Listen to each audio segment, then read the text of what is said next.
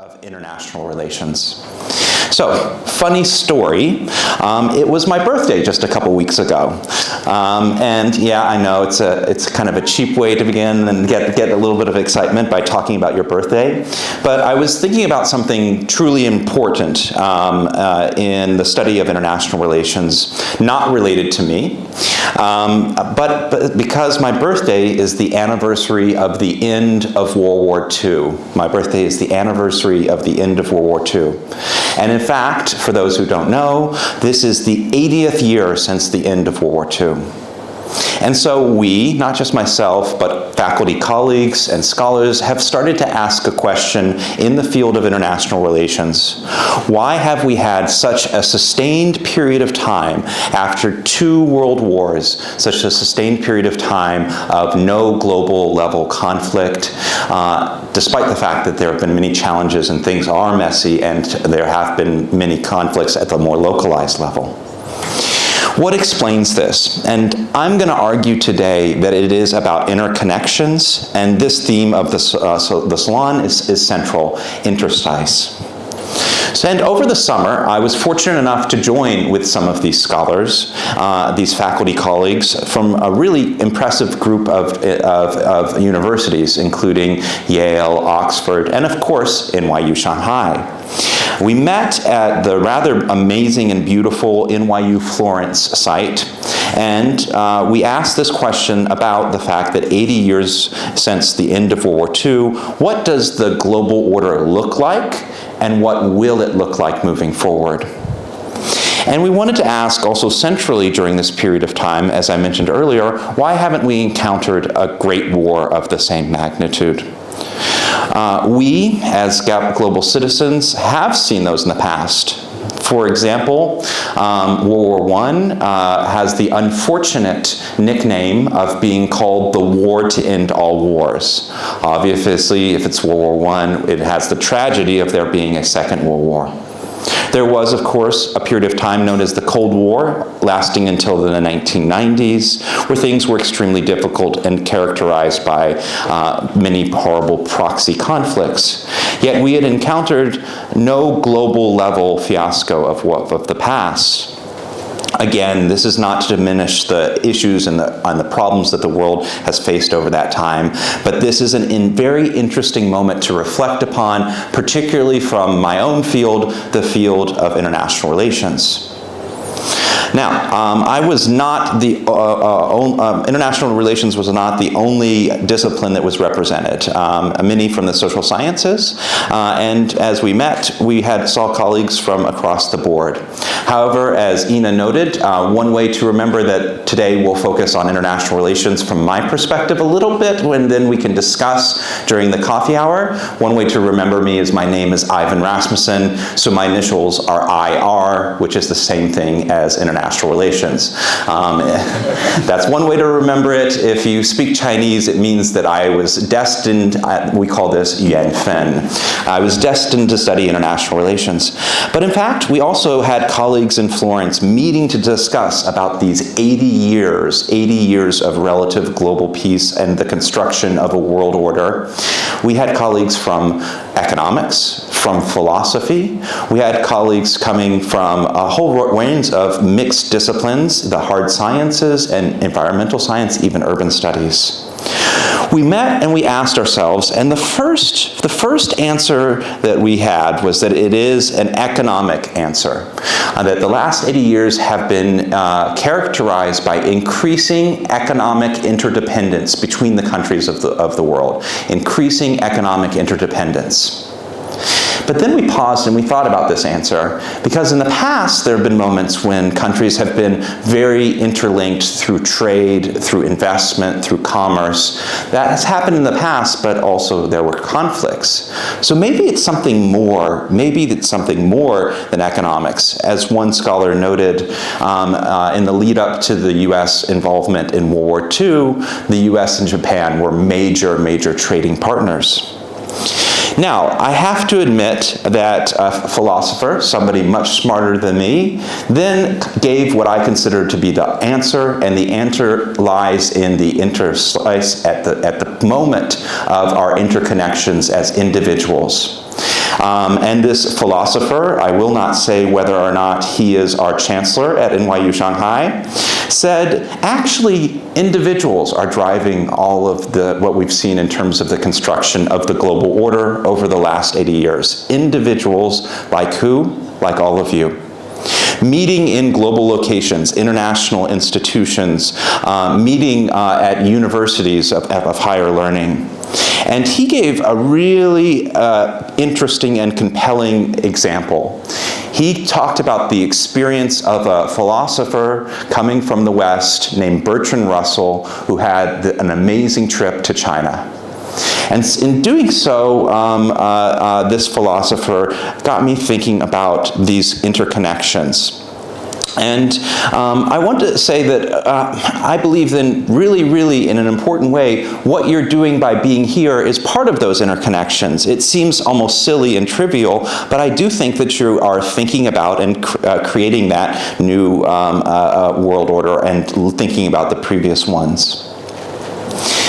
To provide evidence of this argument that it is interconnections and the interstice that is driving the global order over the last 80 years, I can share with you maybe a little bit of my own journey. After I do that, I will try and give you maybe a little bit more empirical evidence, that is to say fact-based evidence through elements of my research without getting into too many details. As Ina mentioned, my journey began in 2016, almost 10 years ago, here at NYU Shanghai. During those early stages, I was fortunate enough to see the formation of this new institution built on interconnections. Interconnections, not just between China and the U.S., but from across the world, all the different countries, many different countries represented. What's the slogan? Make the world your major. This is also rather good luck and serendipitous for me to be able to come to China. That is to say, I studied Chinese foreign policy and U.S.-China relations, and I was really interested in having access to China. We have to be honest that access is not always promised. And so you have to have people that are both willing and able to get here, as some people are not. I've obviously been around for a while now. I'm feeling a little bit old. I guess it was my birthday also, so that contributes to it.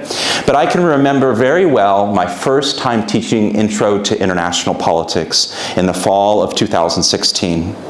I introduced myself. I said, I'm Prof. Ivan. You can know me as IR, like International Relations. I'm from Kentucky, so of course I had to then say KFC, right? And as I always introduce, I told students that I was from the United States and that I'm American. I had a student very quickly raise their hand and say the following: I'm American too, but I'm not from the United States. The student was coming from a Latin American, South American country. And in that context, I was reminded of the great, really diverse population here, the diversity of different backgrounds, not just countries, but identities, and how they're meshing together, how they're kind of filling the gaps and creating that global order that is those 80 years of engagement and no global level, world level war. What does that mean in terms of engagement? What does it really embody? And why is it important to the 80 years since the end of World War II? For me, it embodies the following. We are talking to each other, and so I really look forward to the discussion after these two speeches. We are talking to each other, we are discussing, we are debating. We are not resorting to picking up weapons or guns to solve our differences and to navigate our different interests. Because we all do have interests, and we all seek to achieve those, but there are different ways to do so. So I take actually great pride in one element of almost all of my classes, which is something that we do, which is called a simulated negotiation.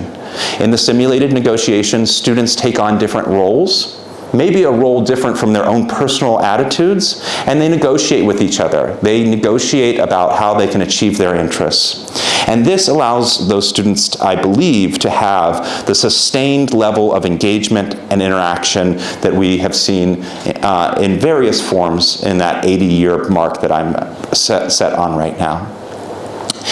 Moving forward at the end of this speech, I want to offer you 3 thoughts from the field of international relations about the 80 years.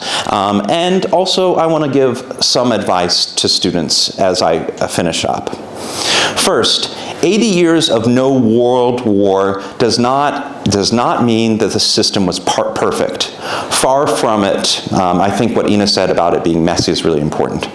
But the international system did regulate many country relations. Importantly, the United Nations has served as the bedrock or the cornerstone for that order, and the United Nations has sought to limit or regulate one of the most critical elements when it comes to conflict, the use of force. And I think as global citizens, we should know the United Nations, formed after and in the context of World War II, regulates the use of force under 2 conditions. You may, as a country, use force when in self-defense, so after you've been attacked. And then second condition is when there is a threat to international peace and security. So this international institution, I think, is really, really, really important and serves as a bedrock to what we've seen in the past. And what forms that institution? It is the people and the interactions in it. So the United Nations, for example, might seem to you a very big, abstract, faraway thing, but it's populated by the people who are navigating international affairs as diplomats. My own research actually is interested in the possibility of new institutions, new forms of engagement. And what we've seen is an increasing number of international institutions led by or developed by China. I can give you a few examples, such as the Shanghai Cooperation Organization, so since we're in Shanghai, the Asian Infrastructure Investment Bank, the Belt and Road Initiative, and even something called BRICS. These relatively new institutions have now allowed us to start thinking about how the global order can be both sustained, maintained, and improved. But at the same time, there are kind of questions around them.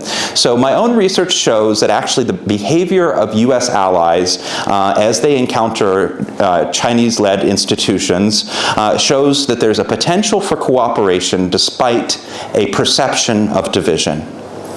It will be exciting, but also challenging to develop the world order for the next 80 years and beyond. Which gets me to my last and important point. It will be you, students, youth, the next generations, that build upon the past, that improve upon the past. Please take time to think about the international affairs as they have operated over the last 80 years. Focus on those 80 years, both the good and the bad. Take time to think about how you can make it better, and take time to communicate, engage, interact with each other to navigate the interstice as you connect that future order.